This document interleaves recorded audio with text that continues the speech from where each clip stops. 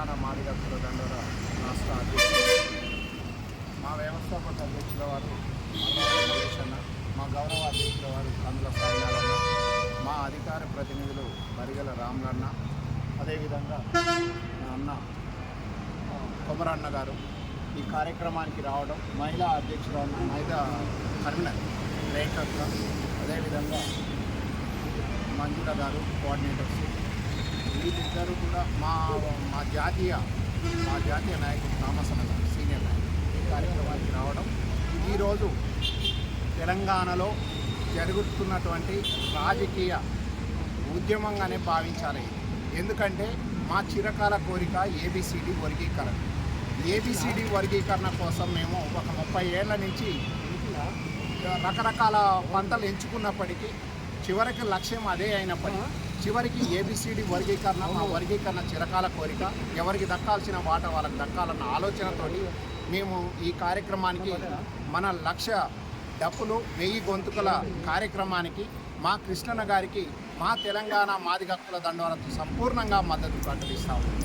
రాష్ట్రం మొత్తం మీద ఉన్న 33 జిల్లాలలో మా కేడరు ఏ ఏరియాలనైతే ఉందో ఆ ఏరియా నుంచి టోటల్గా కూడా ఈ సమావేశానికి 7వ తారీఖు నాడు ఫిబ్రవరి జరిగే లక్ష డప్పులు 1000 గొంతుల కార్యక్రమానికి మేము పూర్తిగా మద్దతు ఇస్తూ ప్రతి గ్రామం నుంచి కూడా డప్పు వచ్చే విధంగా మేము కృషి చేస్తాం. అదే కాదు ఇక్కడ గవర్నమెంట్ ఆల్రెడీ మరి ఇంకా చేస్తామని చెప్పేసి కాలయాపన చేస్తాము. ఈ కాంగ్రెస్ పార్టీ తోటి మాకు ఎప్పుడు గతం నుంచి 75 సంవత్సరాల నుంచి స్వతంత్రం వచ్చినప్పటి నుంచి ఇందిరాగాంధీ మా తల్లిగారని మేము కొలిసినాం.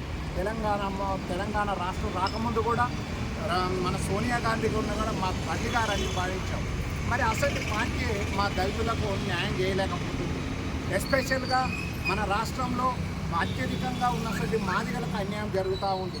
33 లక్షల మందికి చిల్లరగా ఉన్నాం. మరి మా వాట మాకు ఇవ్వండి అని మేము అడుగుతూ ఉన్నాం. ఏం చేయలేరా?